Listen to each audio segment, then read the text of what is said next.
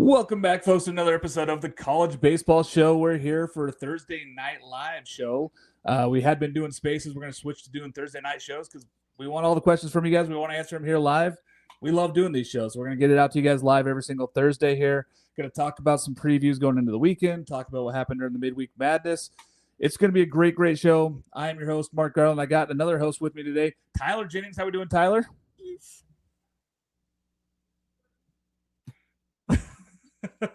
Tyler's having internet problems at the hotel there. He's down there. He's down there for the tournament this weekend at the Amegy Classic there. Are you back, Tyler? Maybe. Nope. It's still not working for him. And I got Zachary Symm here with us also. Zach, how we doing, man? Doing great. Ready for some baseball tomorrow. Going to have a lot of fun down in Houston. Yeah, there's so many good tournaments going this weekend. This is a big weekend. I know we highlighted a lot in the preseason saying week 3 is going to show a lot of these teams, going to highlight these teams versus some really good competition, lots of draft stock going on. But let's talk about one of the big stories here. I don't love injuries, and I hate when they happen like this.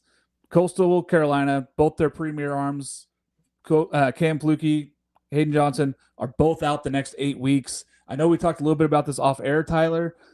What does that mean for both these guys draft stock wise and just injury wise and what it does to Coastal?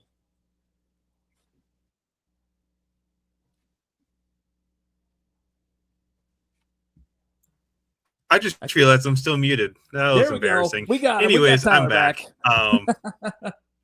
Yep, I'm back. But now to answer your question, in terms of draft stock, like I had one of the writers here at Just Baseball mention, or they wanted to have an answer on that. And the biggest thing is for Flukey, I don't think the injury is going to affect his draft stock too much.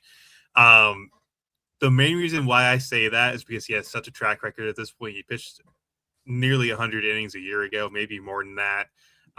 As the physical or the current form of him, essentially.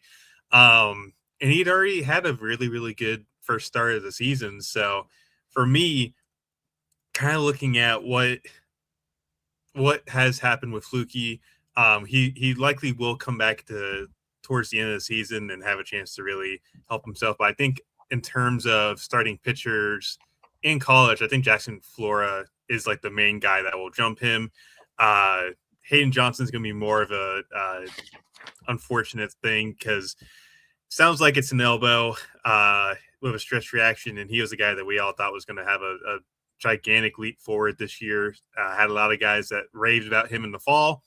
So I hope both of those guys get better. But in terms of draft stock, Flukey will be more than likely fine. We'll still have a first round grade on him with the polish and the plus pitches that he has in the fastball and the curveball. The Hayden Johnson situation will be a little bit more murkier since he hasn't really fully proven that he's been a starter. But, at the end of the day, injuries happen. They suck. I hope both come back healthy and 100% here moving forward. But it's a big blow for Coastal. Their offense has kind of been sputtering a little bit out of the gate, and losing 2 big arms like that is going to be a detriment for them. Yeah, hitting sub 250 as a team, not really figuring it out quite yet offensively. And now with those 2 weekend guys gone for you, and you already lost your closer for the year as well, that's 3 big arms for Coastal out. They're going to have to figure things out. Got a good staff. They also don't play Troy or Southern Miss this year. So if they can somehow find a way to get to the Sun Belt playoff and then they get both those guys back, that might be a problem for teams because they could be really good at that point if they get those guys back before the Sun Belt. Zachary, does that change just the outlook for other teams in the Sun Belt now? Because Troy started off slow, Southern Miss has started off hot, but now both those teams are going, it's wide open for us to win this thing. Yeah, I mean, you got to think Southern Miss is just like, this is the year we are going to go bananas because you don't have to play a Coastal, and they've looked really, really good early on. That's such a mature team, and so I really like their chances. You got to think that Troy's going to figure it out at some point, which could lead to a really dramatic end to that Sun Belt tournament. But at this point, you got to worry about Coastal. My biggest thing about Coastal is not necessarily their offense. Last year, they were known for pitching and defense. This year, they've already committed 12 errors. Yeah. So it's just like something is not quite clicking throughout the entire lineup. It's a tough. I hate seeing injuries completely. Yeah, and it kind of just throws you all off, right? So, I mean, that could be part of it too, right? You got guys that are out, you're missing a bunch of guys. trying to kind of figure this thing out, piecing it together. And you really didn't know what you had offensively necessarily in a lot of pieces that they had. And those guys are also struggling defensively because they maybe are pushing too hard on the offensive side, trying to find their way.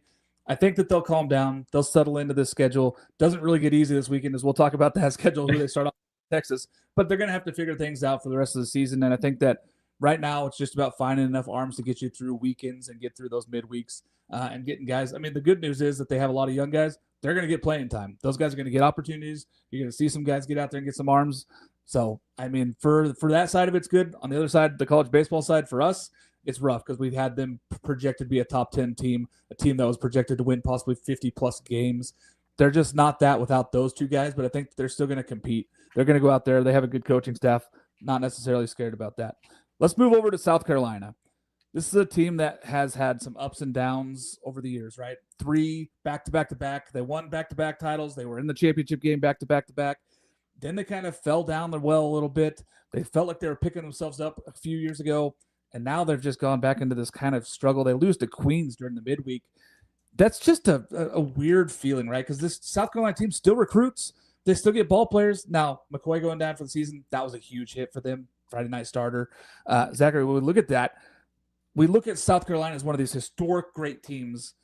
Are they there right now? Is this time to start hitting the panic button and kind of looking around and trying to figure things out? I mean, I know the record's not bad, but they haven't played good baseball yet. No, they haven't played good baseball, and I think they thought there was going to be a lot more offense than they've gotten out of this point. I mean, Scobie's looked really good. LaCoy's looked really good. But outside of that, I mean, it's really been a struggle at the plate. There's not been a lot of consistency. I don't think the panic button's hit yet, but they're facing Clemson this weekend. And if Clemson goes in and sweeps them and does so convincingly, with that fan base, there's going to be a lot of panic buttons hitting all over the state. So, yeah, it's certainly time to start worrying what it's going to look like after this weekend. Yeah, and I know that we've talked about this, Tyler, that we kind of look around and go, you know, like Spencer's saying here, he's asking, like, which guy do we go to? Who do they possibly look for? I mean, there's question marks that are going to be all over the place for that. We'll get into that when that point happens. But, you know, Mainieri's been around.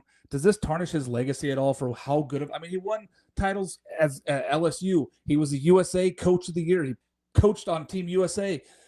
It makes it really tough to me. It does, and I have a lot of respect for Mainieri and the entire Gamecock coaching staff down there too. Like, we've had Terry Rooney on the show twice.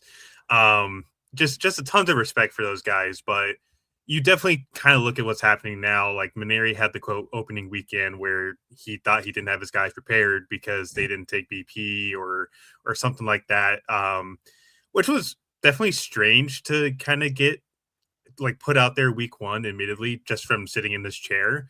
Obviously I'm not a coach, so I you know, for me, it might, I think what he was trying to do was trying to get the monkey off the back and help his guys kind of get, you know, back into it and own up to the mistakes that have been made. But, you know, at this point, you know, you talked about it. McCoy's out for the year. Alex Philpott currently, we're still waiting to see what happens with him.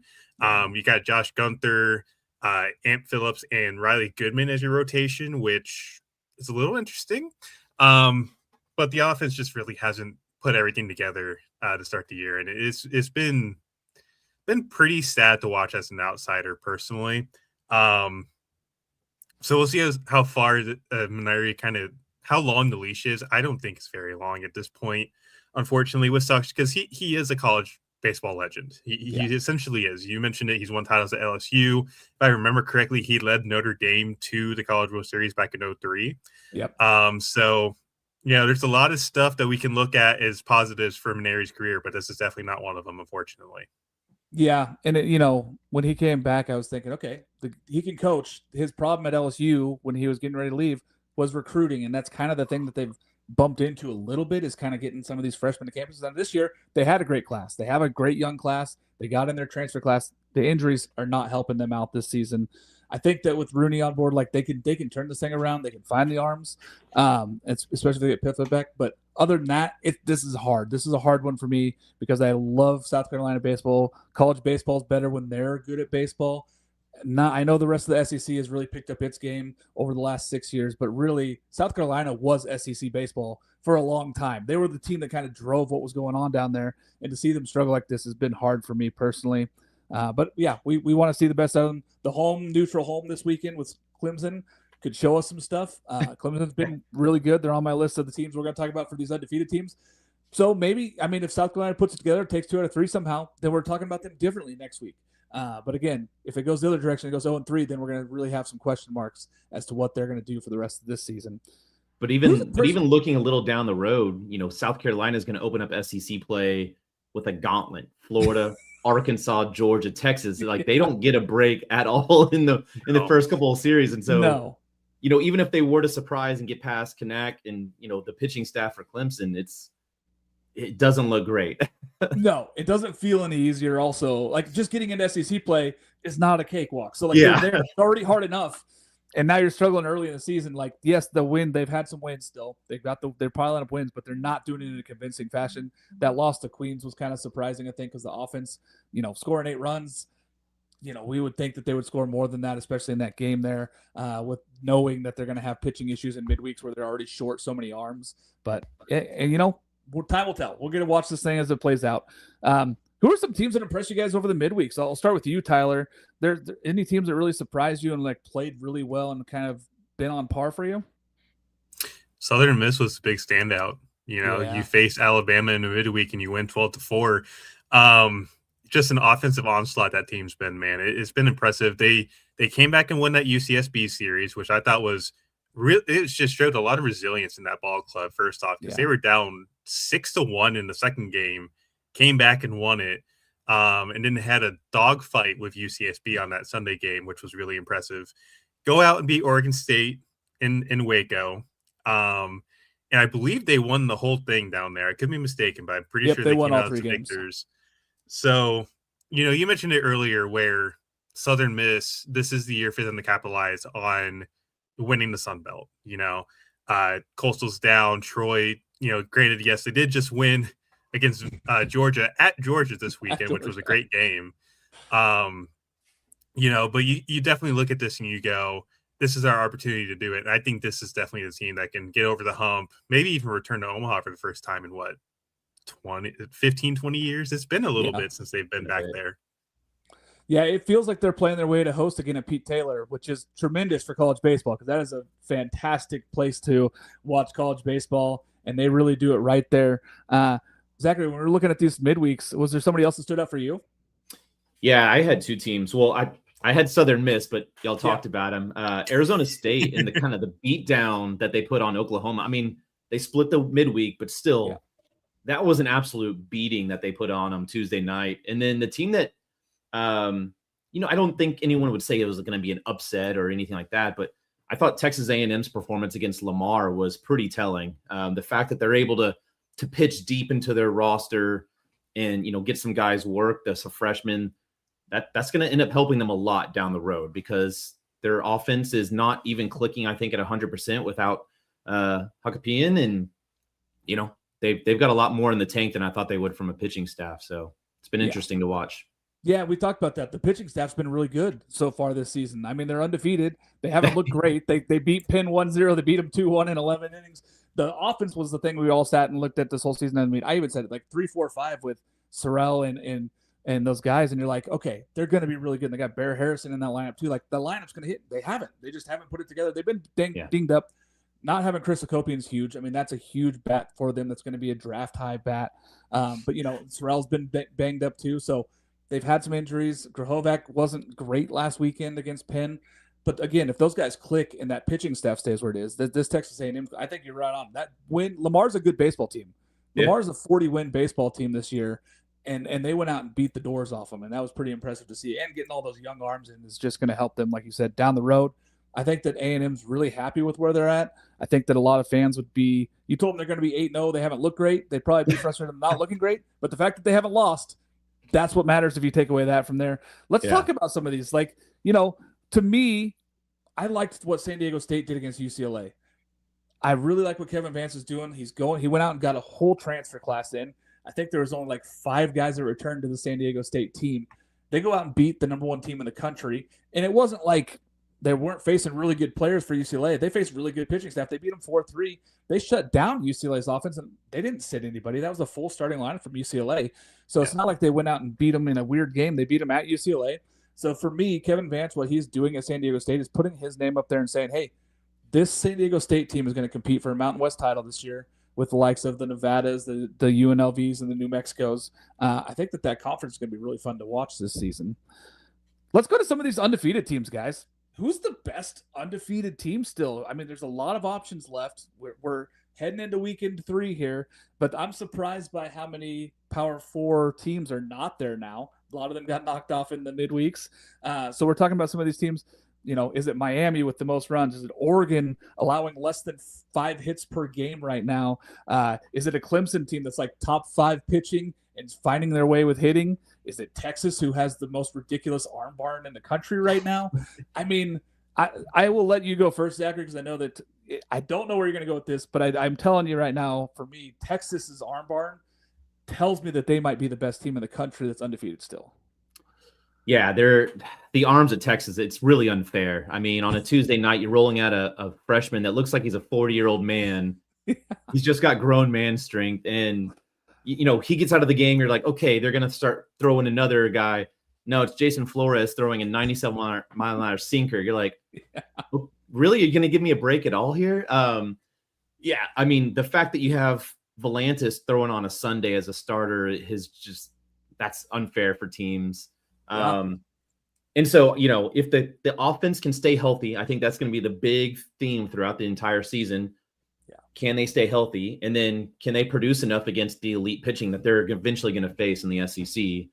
I think that's going to tell a lot. You mentioned Clemson earlier. I really love that team. The makeup, the culture that they've put together, the pitching staff. I think they have a chance to be really special down the road. I mean, you want to see them against higher competition, obviously, but yeah, I think they're a special team. And then, you know, you've mentioned Oregon. Oregon's a team that I keep seeing all these, you know, way too early 64 brackets. And it's like Texas and Oregon. I'm like, why in the world are you putting Oregon in the Austin regional? I was like, you're talking fireworks right there. But yeah, those 3 teams certainly are out there on the top. I'll tell you, the team that I'm lowest on probably is Miami. Cuvée and the boys are going to hit a lot. Yeah. But at some point, that pitching staff's going to get exposed, whether it's Georgia Tech or it's a North Carolina, one of them. And I think that's going to be their undoing, maybe this weekend against Florida. So, yeah, it's going to be interesting to see what they do against a good hitting opponent, right? Like, I think that they have 3 talented guys in the weekend, but I don't think any of those guys you'd say, hey, they're the Friday night ace. They're that Friday night ace that you see in the ACC typically. I don't think Miami has that arm. I don't think that they have that guy that can go on. Now, if you told me that all 3 of those guys are Saturday guys, I could believe that. I think that they have enough talent. I think that they're there. But again, the offense is going to have to carry this team, and they have. Alex Sosa, Daniel Cuvée, they've been good. I mean, missing Max Galvin, and they're still 144 runs in those first 8 games. Like, that was ridiculous. They do have the most runs in the country. Tyler, who's your favorite undefeated right now? I kind of just look at that Oregon staff. You mentioned it, where they're allowing, I think it's 36 hits and 72 innings. So you're looking at a 4.5 hits per 9, which is ridiculous 2 weeks into the season. They've gotten a lot of work out of Colin Clark, Will Sanford. Sanford's been interesting because his walk rate's down this year, because I remember he was the guy that struggled with walks. Yeah, strikes were a big issue for him. Cal Scolari, Ryan Featherston's been really good. Then looking down the line, I think Toby Twist has gotten the most work out of the bullpen arms. Tanner Bradley. It's just up and down. It's really, really good. And you look at what the offense has been able to do. The offense itself has been led by some of the young guns. Angel Laya, one of the top freshmen in the country right now, is hitting 444. Drew Smith has the highest batting average at 478. And you got guys like Ryan Cooney and Maddox Maloney who are hitting around, I think Cooney was like 360 and Maloney is just under 300. So it's a scary lineup up and down. You know, I would go Clemson for me, just because of the fact that I've seen some very interesting stuff with Michael Sharman and Justin Legurnick, who have really taken steps forward. Nate Savoy as well has been fantastic for Clemson this year, the LMU transfer. But man, just looking at that Oregon staff, it's just so hard to just not talk about that. because it's really, really good. It's I would not be shocked if we see Oregon not only host a regional, but maybe even be back in supers. Last time they went was 24 with when they went to College Station, if I remember correctly. So Yep. Yeah, and then 23, they were at home for a super, and they lost on the third game to Oral Roberts. When they lost in the second game on a booted ball that would have been a ground ball double play and got them to Omaha. Like, they've been very close. What Mark Wazowski's built there, he told me this whole offseason, he's like, watch for this pitching staff. And I was like, okay, but these aren't household names. These aren't guys that I'm going to know. I'm like, I've seen them all throw. Big issue was walks for those guys, and those guys have cut the walks down at a huge clip. Like, they're throwing strikes, they're competing. I think that's what they wanted from them. That's what they're getting. The other teams to mention, Ole Miss has been solid offensively. Outside of Hunter Elliott, they've been okay arm-wise, and I think that's kind of going to be their bugaboo when they get into SEC play. Same with Mississippi State. They haven't really wowed me on either side, but they've been really good. And Brian O'Connor knows how to win ball games, right? So he's going to go into these games and give himself an opportunity to win. They've been good enough. I like it. Yes, Jason, I know. Cal Scolari is a household name. WCC Pitcher of the Year. You're right. Okay, maybe I'm wrong on that, but he's been their Sunday guy. Just to be clear, he's their third starter right now for Oregon. But yeah, USC. I think the pitching performance he's been getting from Mason Edwards is a big shock to folks. He's been really, really good for USC being undefeated. New Mexico has been hitting the ball. They always hit the ball, but they're 8-0. And then UMass and Rider, both 3-0. So that's all your undefeateds left here in D1 baseball. But it's exciting. I think that we're just getting pumped down here. Let's talk about that Arizona State, Oklahoma. We already talked a little bit about it. Oklahoma State wins that first one 15-3. Oklahoma wins the second one with a walk-off, the double down the line. The 0-1 to Harrison. He smashes this one to deep right. Hitting in that first game. And I was impressed by the ability of Oklahoma to come back and win that second game and say, hey, we're one of the top 25 teams in the nation. I have Arizona State in my top 25 last week because I like what they've done offensively and what they've done pitching-wise. Cole Canlin on Fridays is unbelievable. Tell me a little bit about that matchup there that we watched there, Tyler. Yeah, it's going to be a lot. It's going to be really fun to watch, first off, because we're going to get Cole Carlin and Ryan McPherson at 10 a.m. tomorrow morning Central Time, which, if you don't know Ryan McPherson, he's one of the best 2027 eligible arms. He was fantastic when I saw him at USA this past year. And I don't have enough superlatives to describe how good that kid might end up being. But this Arizona State lineup has been, like you mentioned it, they went to Oklahoma 15-3 on Tuesday, and we're basically in it until the end on Wednesday. Landon Harrison has been one of the best, underclass bats in the country. They get Dean Toigo from UNLV, who has been pretty good. Outside of that, PJ Moutzordis, probably forgetting a couple guys here too, but like they've just got so much firepower in that lineup that I feel like they're very much deserving of top 25 standings. They 100% are. They've had some really, really good series to this point. I just want to see how does it go against, one of the best McPherson. And this Mississippi State lineup itself is already really, really good. So I think we're in for a really, really good game tomorrow morning to kind of kick everything off. Like this is the 10 a.m. game, not the nightcap. This is the 10 a.m. game. Is the opener. Like, it's going to start off with a bang, man. Yeah, I can't wait. That's going to be a fantastic one. Again, I think both these teams have performed much better than people thought that they would, both Oklahoma and Arizona State. So I think a split was good. I think, honestly, it was pretty good for both these teams to go out there and get one of those games. Let's talk about Arkansas and Arkansas State, Zachary. Arkansas State wins the first one 12-4. Like, I'm not worried that, and Arkansas only wins the next one 1-0. The Arkansas bats are striking out at an unbelievable clip.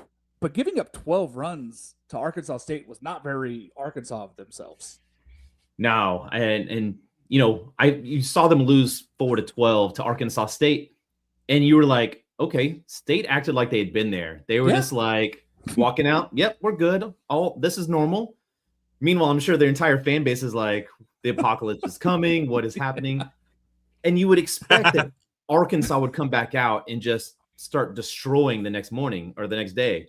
They didn't. I mean, they were quiet. It got later and later, and you're like, ooh, you're going to start to feel it. You're going to start to feel it even more. And, it felt like Arkansas State just kind of ran out of gas in terms of they didn't have the juice to get it over the line. But yeah, I don't know about the Arkansas squad is an interesting one this year because everyone was worried about their pitching staff. They're like, hey, high end talent with the Gackle and the gang, but I don't know. Like their bats have cooled off, and you wonder, is it the weather? Is it, they're just kind of working their way through some early season stuff, but it'll be interesting to see how they kind of progress. UTA can really hit the ball. They're not a terrible team. And so what does that look like this weekend as they have to kind of go back through that grind again?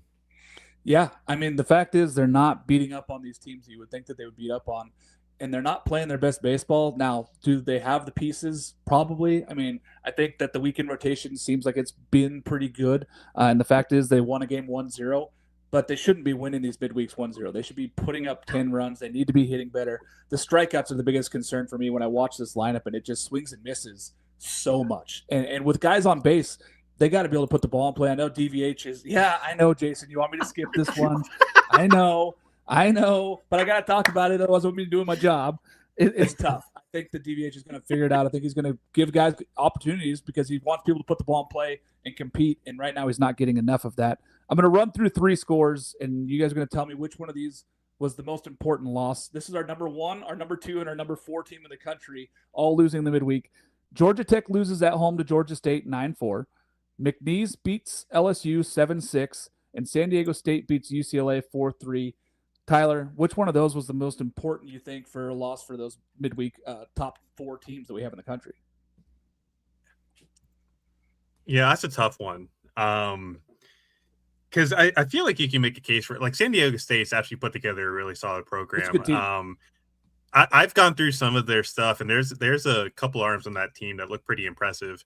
So looking at that, I'm not at all surprised that, you look at what UCLA has done. They have lost the game to UCSD. UCSD is a really good program. San Diego State, pretty good program. You look at LSU McNeese.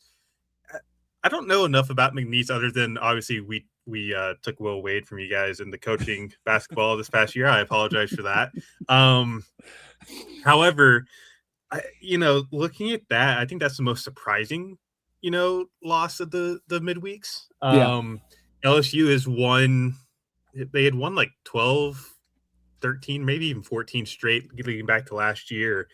And to see that, against a team like McNeese was kind of surprising a little bit. I will admit, when you look at we go to Georgia State and Georgia Tech, like Georgia Tech started off fantastic. Jacqueline Blakely struck out 9 and 4 shutout innings, walked 2, only allowed 2 hits, looked great. Bullpen kind of flattened out, but Georgia State's 7 and 2. Every single player in that lineup had hits for Georgia State, which I think was the big standout there. Georgia State has routinely put out some pretty good lineups the past couple of years. So I think, kind of looking at it all, the LSU McNeese was probably the most shocking, but in terms of like overall impact, I don't know how much that really affects their overall outlook. Yeah. I mean, we talk about it every year. Midweek Madness, it hasn't really affected rankings. It hasn't affected these teams getting to Omaha. Is it good for those teams that go in and beat these big dogs at their place? Absolutely. Am I surprised by any of them? I think the score in the Georgia State game, if you were only scorebook watching, you'd be like, oh, 9-4. But really, Georgia Tech was the better team for the first 5 innings in that game. And then Georgia State, and they can hit. They're a good team. The bullpen of Georgia Tech is unproven. They have a lot of young arms that we're going to be thrown in midweeks. We kind of saw it right there. Zachary, what were your thoughts on just those 3 teams there and what you witnessed this midweek? Yeah, I got to watch a lot of that LSU McNeese game, and I think the thing that was most surprising for me is this is a game that LSU last year does not lose, right? Like LSU was in it at the very end. They started making that comeback, and they just couldn't quite get that clutch hit that you would see from a Jared Jones or somebody like that last season. And so that was a little surprising to see them drop that because it just felt like it was inevitable that LSU was going to hit a 2-run bomb and be like, okay, well, that was fun. Thanks for playing, right? I think you're right about San Diego State. Like, I really liked what I saw from them just as collectively as a team. It was a little surprising that, after that big weekend that UCLA kind of had that letdown, but I mean, these are 18 to 21-year-old kids, right? Like they're going to have that emotional letdown after a big series sweep at, versus TCU. And then the Georgia Tech one, Georgia State's got a solid club, but I think for me, what it kind of exposes is Georgia Tech's lack of probably pitching depth. Like what Georgia State put up 4-3-2 in the late innings, like that. Yeah. That to me is a little bit of a little warning flag. Is like, okay, watch that going forward. Can they hold on to games even if they're hitting, a bazillion homers because Burris and that lineup just mashed. So, yeah, and when you look at it, I mean, that's what it comes down to, right? We talked about it. Georgia Tech is thin when it comes to their inexperience. I don't know if I want to say thin necessarily. Yeah, inexperience. They haven't really shown it. So it's probably good for those guys to get exposed a little bit and kind of find some of their weaknesses in these midweeks, and that's okay. It doesn't kill you to lose a midweek game. It's not going to ruin you. You have to go out and win weekend series when you're in the Power Four, especially ACC and SEC. If you go out and take 2 of 3 in the weekend, you're still feeling good even if you lost the midweek. It's not the end of the world. And you get a lot of experience for those young guys, which is what Georgia Tech's going to have to do with those arms. They're going to have to get those guys to perform late in the season. They're going to have to find probably one of those 3 guys that threw in those late 3 innings to go out and perform big innings. They're going to have something at some point in the season for them to be where they want to be, which is Omaha. I think for me, it was LSU. Again, I think we all just thought that offensively they're going to hit. They're eventually going to take the lead. Yeah, they may not have all the arms that they've had in the past, and they were right in that game. McNeese, again, a good team. All 3 of these mid-majors, good teams to go play. But again, I think the LSU not getting those runs late, we just kind of assumed that they would, was kind of surprising when it was like, oh, that game went final. They lost. They went 7-6. They ended up losing. I didn't see the 8 pop up. I thought it was good baseball all around. We already talked about Alabama losing to Southern Miss 4-14. I think that Alabama's kind of lost at the moment offensively and kind of pitching. Like every part of their game, they have the talent. They're just not quite putting it together. I know they've had a lot of injuries. They're on their 5th, 6th, and 7th outfielders right now, which is really tough when you have 3 guys that are already out from your starting outfield. They're going to get those guys back at some point this season. But that's a scary one there for them. UTSA, Texas State. Let's talk about this one because a lot of people ranked UTSA this week. They were close on mine. They were 27th on my list. And I said Texas State is a lot better than people think because they beat up on Gonzaga last weekend, who's a very good baseball team. Talk to me about that one, Zachary, because that was a very good game and Texas State winning 7-2. Yeah, I got to see a lot of Texas State in the fall when they were prepping. And, I love what the roster building that Trout has done. Obviously, they got Brandon down there who's running the recruiting, but they've got a lot of young talent and they're not afraid to just throw them to the fire, right? And those guys are coming through. And if this team and this core team sticks together, freshmen and sophomores, for 1, maybe 2 more years, I mean, this is a team that's going to go out and win 40-something plus games. They're going to be a dangerous 2 or 3 seed in the tournament. But I think this year they're going to have their ups and downs. I think you're going to see them take it to teams like UTSA on the midweek where everything's a little more level playing field, if you say, from the pitching staff. But that's a really talented roster, and I think they're going to make some noise when people aren't expecting them to because of what they saw last year. People have asked me to go Pac-12 next year. Who's going to compete with Oregon State? And I kept telling people, Texas State has a very good young roster. So if you're talking about a team next year in the Pac-12, they're going to compete. And I know people are like, oh, DBU. I'm like, listen, Dan Hefner, terrific coach. If I'm picking a team right now between those 2, I'm taking Texas State. If everybody stays, this Texas State team is very, very good. And they got a lot of young arms also that we have seen them perform so far this season. They're only going to get better throughout this season. And if they stay next year, I really like what Texas State has done. Grand Canyon and UC Irvine played 2. They split. Irvine shut out Grand Canyon in the first game 3-0. They lose the second game 9-4. Really just kind of ho-hum. Good for both those teams. They're 2 very good mid-majors. They're both going to compete for titles in their conferences in the Big West and the Mountain West Conference with Grand Canyon joining them. I want to talk about Wednesday's game, and I know that you already alluded to this, Tyler. Troy beating Georgia in 12 innings. Good for Troy. They've had problems with pitching on the weekends. They didn't really pitch. They pitched good against Georgia. This is an offense that's been on fire. Yeah, I got the back end of that game too. So watching Troy deliver the go-ahead hit in the 8th, Trey Phelps obviously ties it in the bottom of the 8th to respond after getting what I felt like Zach Crotchfield probably should have just either thrown a changeup in there or walked him because Phelps was hitting dead red heater. He really was. I was texting one of Troy's old student managers who works with Synergy now. His name's Gavin. If he happens to be watching this, hi, buddy. But we were talking and we're like, don't throw him a fastball, please don't. And then he threw him one in a tie game. But I think the thing that impressed me the most was Troy putting a freshman on the mound I think it was Jay Dill's brother. I think his name's Matt. Putting him on the mound to close out that game and have faith in him shows a lot of trust in the youth of this program for Troy. The offense was kind of suspect at times.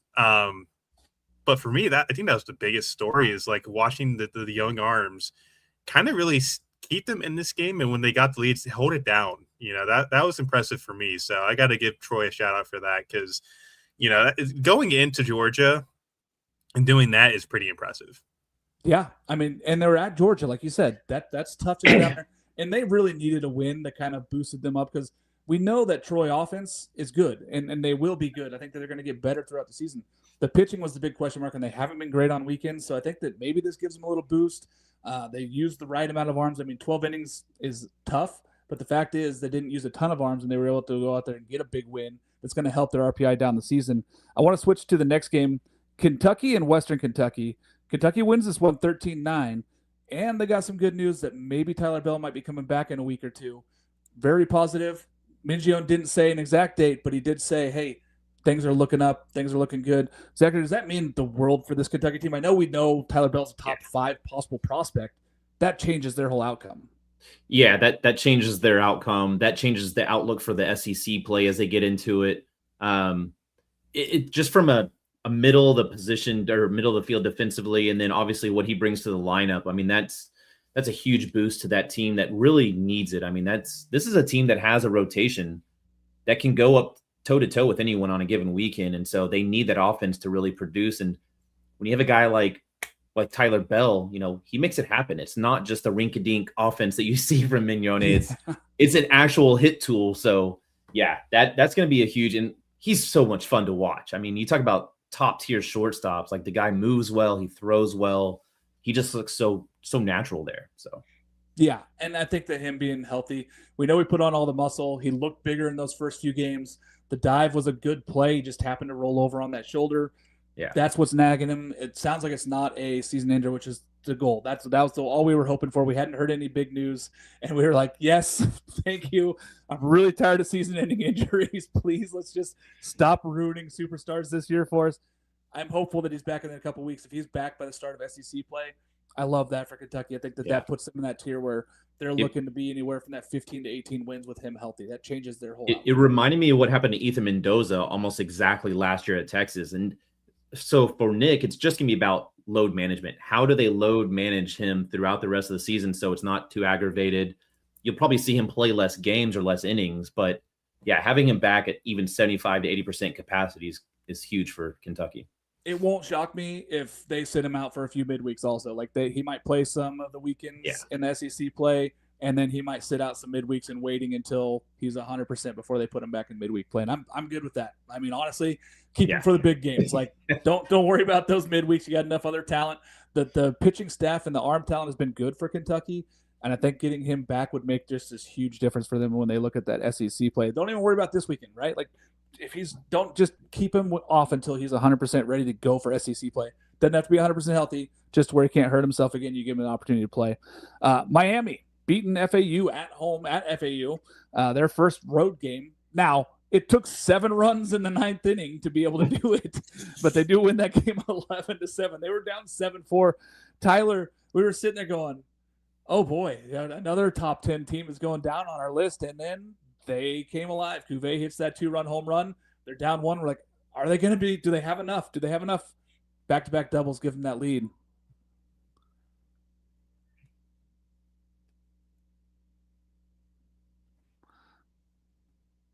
Did I lose you, Tyler? Internet's going in and out. There we are. There he is. Yeah, this internet is awful. Yeah. Jason, this sucks. Hello? Oh. Hang on.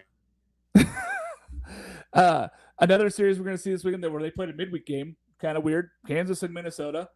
Kansas wins that one 8-7, but they get to play a whole weekend, so I don't want to dive too much into that one. But it's a big win for Kansas, I think, going on the road and going able to beat Minnesota. If they could do that this weekend, I think they put themselves right back in that conversation for Big 12, where if you look at the Big 12 standings, it is Arizona and TCU are at the bottom of those standings right now, which I don't think anybody would have picked after 2 weeks of baseball that those two teams would be the two at the bottom of Big 12.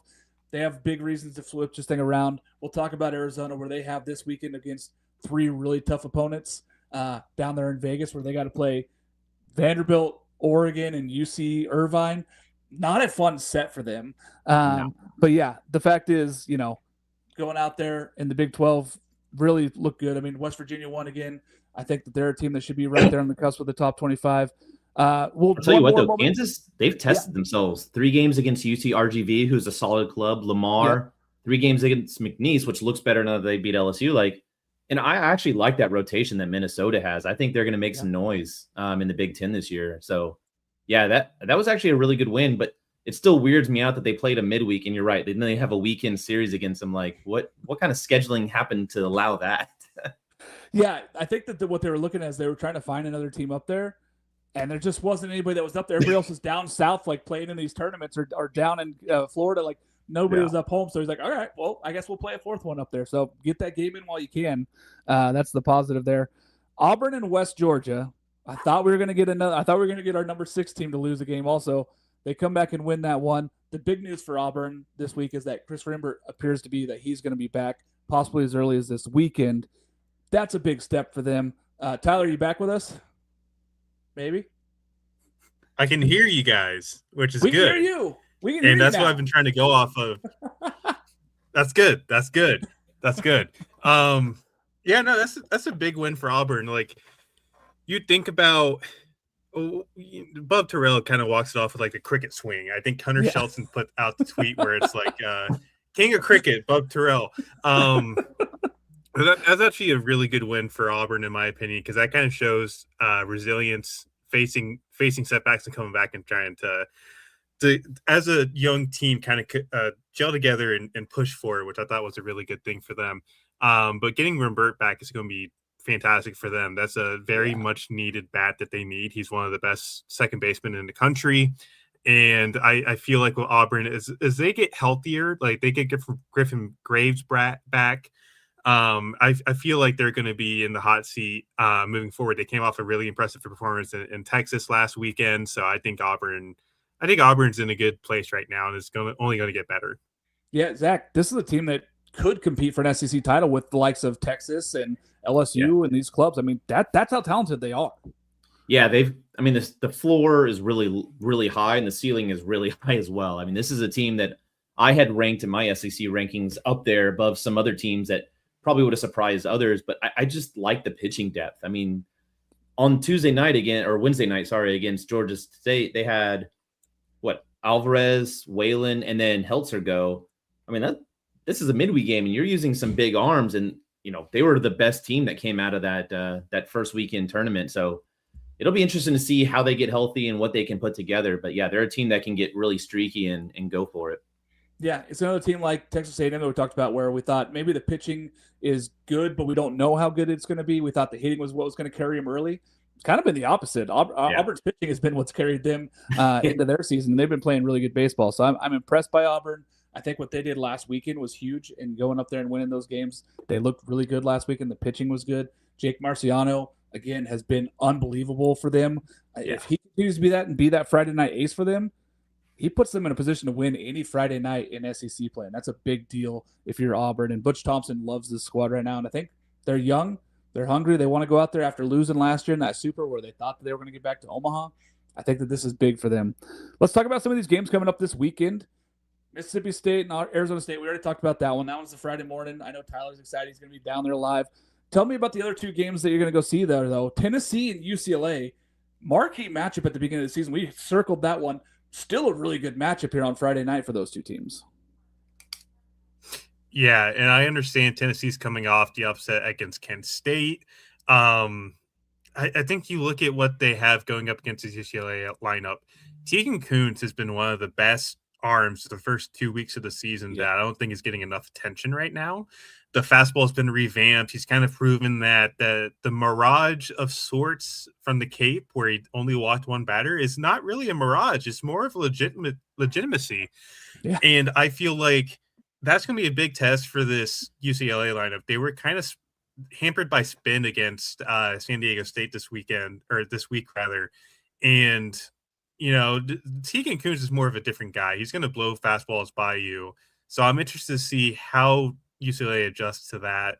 But that's, again, a big test for Kuntz early on in the season as well. Like, how legit is he moving forward? I've had some guys say he's a first rounder.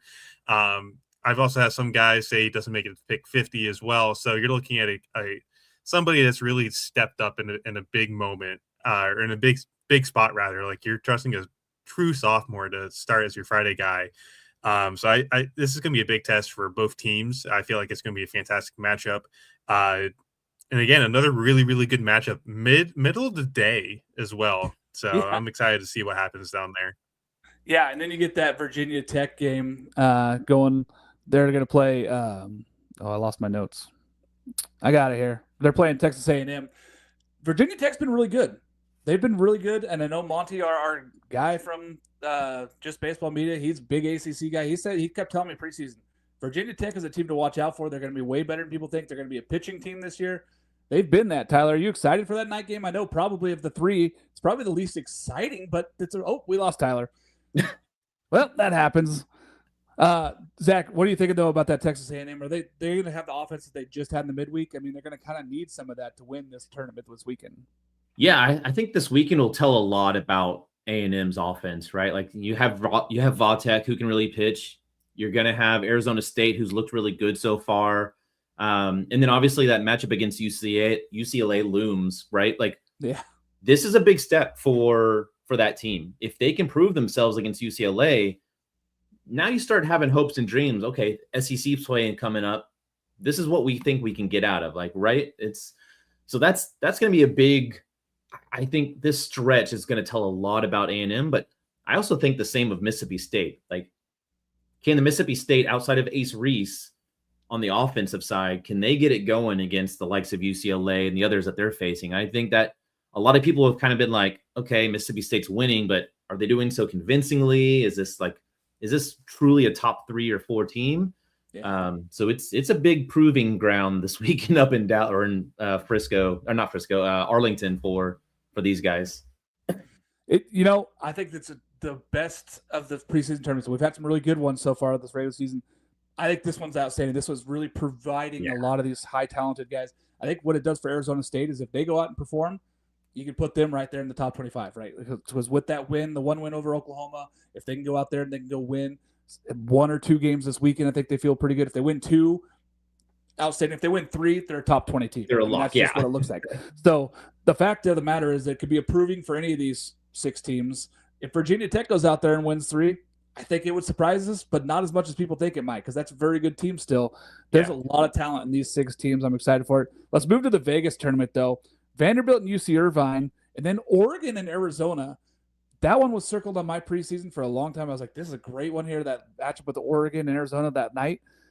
It's still kind of exciting, but Arizona, 1 win, 1-7? Yeah, that's going to be ugly. Obviously you hate to see injuries, and injuries have just killed Arizona. But, how does Chip Hale come out and get his guys to circle back and go, okay, look, we've lost the coaches, we lost the players due to injury. What are we going to do? And it kind of feels like to some outsiders that they're kind of throwing in the towel because they're throwing freshmen into the rotation. But at the same time, if he can get the freshmen involved and going, that's going to make a difference come Big 12 play, where they'll be able to out-talent some of the other teams. So, yeah, this is a big weekend for Arizona, just as a proving point of, hey, guys, we can still compete. And I think Oregon, though, is going to have something to say about that, and it's probably not going to be pretty because they've just looked so good on the pitching staff, as we talked about earlier. Yeah, I think what this is going to prove is, is Oregon's pitching staff for real? We know that they haven't played the best competition. I know Youngstown State gave Auburn fits a little bit. They didn't do so against Oregon. But I really think that this is going to be a show me. So Arizona's offense has been bad. I think they have some talent, though. And if they can come out and play against Oregon, okay, Arizona feels better. If it goes the other way and Oregon beats the doors off, and then we start going, Oregon has the pitching. That pitching is really good. Yeah. And maybe they look to win this thing. I think Vanderbilt's going to be a good test for them. UC Irvine's a good test. I think that whole weekend is really good for all 4 of these teams. And I think that you're going to see 1 to 2 of them in the top 25 after the dust settles after this weekend. And Oregon might be the team that has the best chance to rise the highest. If they go out there and beat all 3 of these teams, I think you could see them getting really close to people's top 10. And I know that they're right on the cusp of my top 10 personally, because I've seen them, and that pitching staff is really, really good. And the Vandy offense is one to watch out in Vegas because the ball really flies well there. And they've been hitting a lot of home runs, which big surprise to me. I had big circle, like, is this team going to be able to hit? Yeah. And they haven't just hit, they've hit for power, which is probably even more surprising. But yeah, that'll be a really stern test there on Sunday. You get Oregon and Vanderbilt launching off against each other. And, is the ball going to be flying out, or is Oregon be able to keep them down? That's going to be must-see TV right there. So, yeah. And Dominic Hellman playing in Vegas, I mean, that guy can mash. And if he gets a hold of a couple of those, like, that's the big matchup there for me also, is that Sunday, because you're going to see, is Cal Scolari going against Vandy? And then who's Vandy going to throw on Sunday? I know that they've had different guys. That's going to be the biggest matchup of the weekend for me on that series. I can't wait. Let's go to the Frisco Classic. Alabama, Iowa, and Houston and Oregon State. Houston's been really good.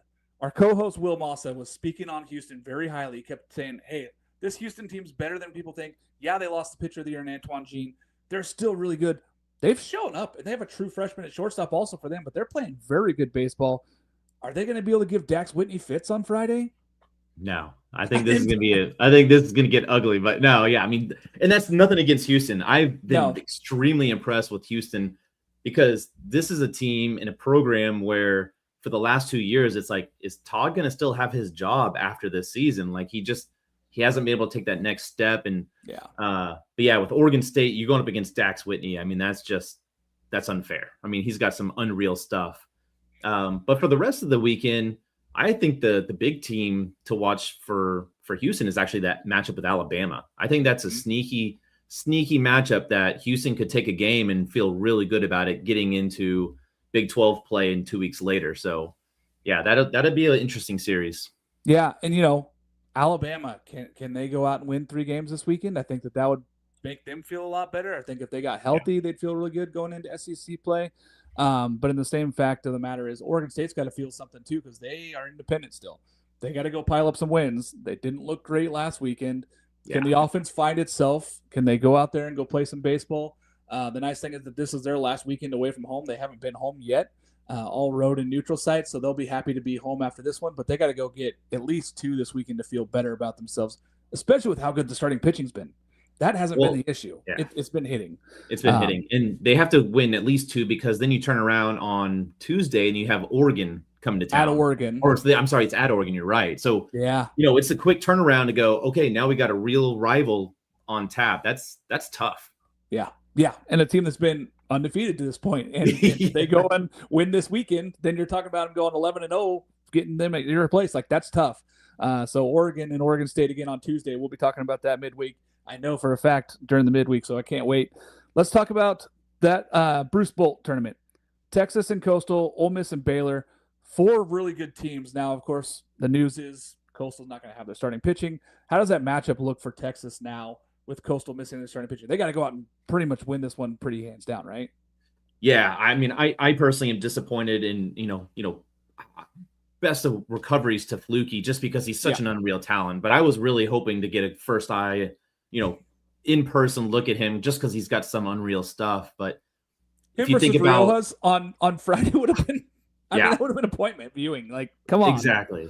But yeah, for Texas, this is almost a weekend where you say you go 3-0. Like, there's no way you should lose to Ohio State. They just don't have the pitching depth, especially getting to face Dylan Valantis on a Sunday, right? Like, that's not going to look good for them. Baylor's got some pieces. They're an interesting team that brought a lot of guys in, but they have a lot of youth still. Ethan Calder's a really solid pitcher, but he doesn't have like super high velo. He's just a competitor, which I don't know that faces very well against the Texas lineup because they're the team that is going to go and, kind of bat you around if you don't have some elite stuff. So yeah, you got to feel good if you're a Texas fan going 3-0. It'll be interesting to see, to me, the Coastal versus Ole Miss matchup, right? Like, and I think that's on Sunday. It's a Sunday game, I believe. Yeah. Back of the bullpen into the weekend. What do those teams have? Because I think we talked about it earlier. Outside of Hunter Elliott, the pitching's been a little up and down for Ole Miss. Yeah. So, maybe Coastal's able to steal a game there and kind of start feeling good about themselves, getting back into the swing of things. If Coastal can somehow steal 2 games this weekend, I think that they feel a lot better about themselves going into Sunbelt play. Yeah. If they lose all 3, I think that they really have to revamp and kind of take a look and see what they have around, because they're going to have to figure things out, because they have to go out there and at least finish top 6 in Sunbelt so that they get a chance to play in the postseason tournament. Because if they get there and they get those guys back, they're dangerous. They got to figure some stuff out before that. I'm with you. I think Texas, Aiden Robbins, and the fact that Carson Tinney is now on a tear, this lineup is really scary. And Mendoza, I like what they have. I think that they're going to be really, really good. And the fact is they're consistent. They don't strike out a lot. They put the ball in play. I think that that's going to be the hard part for all 3 of these teams that have to face Texas this week, is that the lineup just doesn't give up easy outs. Like, there's nobody out there just free swinging. So I like that. I think Texas goes. I think that they can go sweep. And then maybe, depending on what happens in these other tournaments, these other weekend series, we look at Texas. I mean, some people have them at number 1. They could be, for me, they're at least the top 3. If they win all 3 of these, I have the conversation that putting them at 1 is not outright wrong. Yeah. That's a pitching staff that still hasn't given up a home run on the year. No, which is so good. The fact that you have Lantis, who's the freshman of the year, throwing on Sundays for you, and Harrison and Riojas has been really good on Friday, Saturday, and give you kind of that just breather, and giving Valantis that chance to be the Sunday dude. He could be out dominant on Sundays for a long time. He could go out there and dominate Sundays for most of the year. Got to feel good if you're a Texas fan with what you got. Yeah. Weekend series, Nebraska and Auburn. That's kind of a big one. Nebraska's been playing some pretty good baseball. Auburn getting Chris Rembert back possibly as early as this weekend. If he plays, it makes a big difference. If he doesn't, Auburn's still really good. What do you want to see in that series? It's the offense. You got to see the offense come out and be able to contend, because that's the Nebraska team that could give Auburn fits both offensively and from the pitching staff, right? Like, they've got some stuff. They got some guys that can really pitch and spin it. So you want to see Auburn be able to handle that and respond, especially at home. So that'll be an interesting one to watch, just from what does it look like with Rembert getting back? Is he fully 100% go, or is he kind of, easing along as well? Yeah. And I know that we think, hey, Rembert's like one of the top hit tools in the country and the draft class this year. If he's back, it makes their lineup go. It's kind of a different lineup, because you can't really pitch around guys at that point, because now you got to face a really tough one. And if he's out, I think that the pitching is good enough. I think Auburn can win this, but Nebraska's a tough test. And this is a good Nebraska team that plays really good baseball. And I think this year they're really out for one, because they haven't played great during the regular season in the Big Ten lately. Yeah. Maybe they're trying to go out there and prove that they're not just the Big Ten tournament champs, and that they can go out there and play good during the rest of the season. One game weekend I really want to keep an eye on that probably not enough people are watching: Southern Miss and Louisiana Tech. Louisiana Tech has 1 loss. Yeah. They've been playing good baseball, and Southern Miss has been good, but a little inconsistent on both sides. Like, they've been good enough offensively. They've been good enough pitching-wise, but this is a tough match at Louisiana Tech for them. Yeah, this is the game. I watched that opening weekend between Southern Miss and UC Santa Barbara.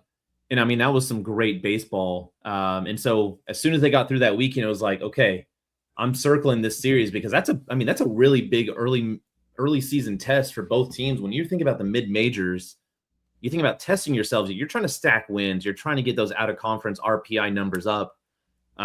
This looms big, especially if Southern Miss thinks that from a maturity standpoint, they're ready to take that next step. They need to go win 2 of 3 this weekend if they want to really position themselves as a favorite come into the season. Yeah, and I think if they take 2 or 3, they feel good. If they win all 3, obviously, they're a top 15 team still. Yeah, they could. I think that there's a chance that they could lose at least 1, if not 2 games. Louisiana Tech's a very good baseball team. At home, they're really, really tough. They've been historically tough at home. This is a good matchup. People should be keeping an eye on it. We already talked about Clemson, South Carolina. West Virginia's playing at Kennesaw State, which Kennesaw State can hit. West Virginia's been good on both sides. It's going to be interesting to see that one. They did lose one at Liberty last weekend, who I called. I said, Liberty's a good baseball team. This is not just a cakewalk. Again, same thing here at Kennesaw State. Anything you want to point out with that West Virginia? I know that for me, I had put them in my top 25 just because of how good they've looked this year. Anything people should keep an eye out for that one? Just the pitching staff. I think the pitching staff has been absolute nails for West Virginia, and they've got a lot of talent. The bats still concern me early on. Just, are they going to have the firepower to go up against a TCU, Arizona State, some of those others? But yeah, they've they've looked really good. I had them, borderline top 25 team for myself. Yeah, the D2 and D3 bats still need a little bit of work. They're a little bit unsharp. But when they click, it's been good. And Contessa Mendoza, he's been unbelievable. Yeah. Unbelievable. And if he continues that, and if they keep him using on Saturday, this is a good West Virginia team, and they're going to be really good in Big 12 play. Another Big 12 team, Austin Peay is playing at Cincinnati, Big 12. The Mountain Dew face-off. I got my Diet Mountain Dew. Both coaches, big Diet Mountain Dew fans with me. I know that we had Bishop on. We talked about it before we started the show. That was an exciting one. I think it's more fun than people think. Cincinnati's been playing a little up and down, but I like Cincinnati to win this weekend. Yeah, Cincinnati, they started off hot, but they kind of cooled off a little bit. Like you said, up and down. Austin Peay is a tough team, though, so that'll be a good matchup for them in a series. Yeah, the Governors are always good. They seem to hit every single year. Pitching-wise has always been a question mark for them. They usually have one dude on the mound, and then they kind of go, well, we're going to throw a bunch of guys the rest of the weekend, but they can hit. Another matchup, Gonzaga and Oklahoma. We don't need to go too much into that, but I think I have Gonzaga still as my WCC team that's going to win their conference. And Oklahoma dropping one against Arizona State. Can they go out there and take 3 from Gonzaga? Gonzaga's a good team. They haven't played great, but they've also played some really tough teams to start this season, and Texas State and Hawaii. So it's not like they've gone out there and played easy teams. But again, I think that this is a better Gonzaga team than with a record going to Oklahoma. Ohio State and UTSA. Ohio State's been better than people have thought also. They've put up some wins. What they're doing up there is really, really impressive. Again, I think UTSA takes this weekend also. And then Michigan at San Diego. Any of those 3 really tweet you the most? I mean, which one's like, hey, I want to watch this one more than any of those other 3? I think that Michigan-San Diego series, just because you saw what San Diego did against UCLA in the midweek. Michigan's looked really good. I thought they performed well for a northern team, so that's a good early test for Michigan, just in terms of, hey, if we can come out of this, we feel really good about where we're sitting and how we're continuing to move throughout the season. So yeah, for me, I think it's Ohio State and UTSA, just because for Ohio State's sake, are they really playing that good of baseball? And can Dane Harvey go out there and hit the ball out of the ballpark at UTSA? Can this lineup, Henry Casimir, can they go out and perform? Is the pitching good enough for Ohio State before they get into Big Ten play? I think it's a good test for them. And for UTSA, it's, can you get more of the same? Can you get more of that production? Can you continue to play good baseball? Yeah, you lost the midweek, but all you got to do if you're UTSA is continue to win weekend series and put yourself in that position. And I think that this is a good test for both teams there. For UTSA, I want to, because they don't have Orlovsky, right? And so I don't think he's going to throw on Friday. Yeah, it's like, what do they look like going forward without him? Because, I mean, he was the linchpin to that staff. Yeah. And then for Ohio State, I really like their starting pitching. It's the pitching depth that has really done them in. Yeah. But they've got a couple of freshmen that have looked good early on. And so that speaks well for Justin Hare. And I'm a huge fan of Justin. I mean, he's a heck of a coach. So it won't be long before they're going to be a real power contender in the Big Ten. Yeah, I've had Coach on the last 2 years. The hair off. We've both had our hair all done up for the shows. It's been fantastic. I think that he's a great coach. And I think what he's building up there is really impressive. And being his homeschool, I think that it's going to be really good. So I'm excited for that one. But again, a good test for both teams. And if they go out there, if either team sweeps, I'd be surprised. I think both teams should probably win a game in that one. But they're all good series this weekend. What one are you most excited for, though, as we get ready to close this show up? What are you most excited to see from a team this weekend? I think that Florida-Miami series is the one that has me like the most jazzed up. That the Miami hitting versus you got Liam Peterson going on Friday night. Like that's going to be some must-watch TV, because if Liam is on, if he's landing his strikes, that's just good on good, inning after inning. So it'd be interesting to see, like I said, we talked about earlier, but can Miami's pitching hold up their end? Because Florida's offense has started to come back around. And so what does that look like from over the length of a series? Yeah, if Cade Kurland plays for Florida, I think it makes a big difference. I know that he was banged up a little bit. If he's healthy, it's a different lineup for Florida, and I think that gives them the edge. If he doesn't play, I think it's a really even series. I'm excited for this one. But I really think I like Miami. I picked Miami. I know that we're going to share our pick'ems on Saturday, but I picked Miami. I think that they're really playing good baseball right now, and I hope that they keep their hot streak. But this is a really good matchup. And again, I think you're right. Liam Peterson, I call him the big enigma for a reason, because he's either really, really dominant or he goes out there and he has control issues early. If he has control issues early against this Miami team, they're going to punish him. They can hit. Oh, yeah, so absolutely. If he has issues early, they ain't getting through that very far, and it's going to be a lot on Aiden King and the rest of that staff to go through and win the rest of the weekend. But I like that one. Who's the player you're most excited to see this weekend? Well, I mean, it was Cam Flukey until the, the terrible news. Gosh, that's a good question. Probably, actually, this is going to sound crazy, but whoever UCLA is going to throw against A&M, I think that's going to be a really interesting matchup. Because I want to see the UCLA, the pitching rotation get stretched. I want to see them get tested in depth.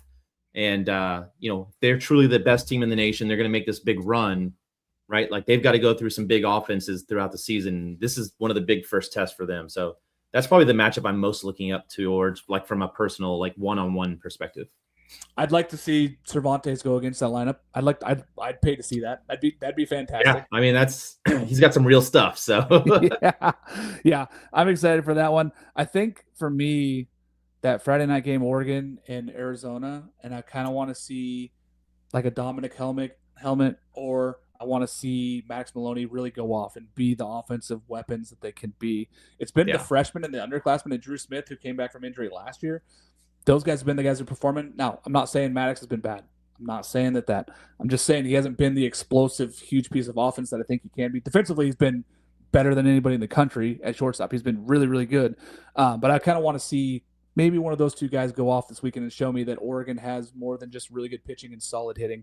If one of those two become a star this weekend, it won't surprise me, but I'll be excited to watch it. For sure. All right, 2 hard questions to end this thing off.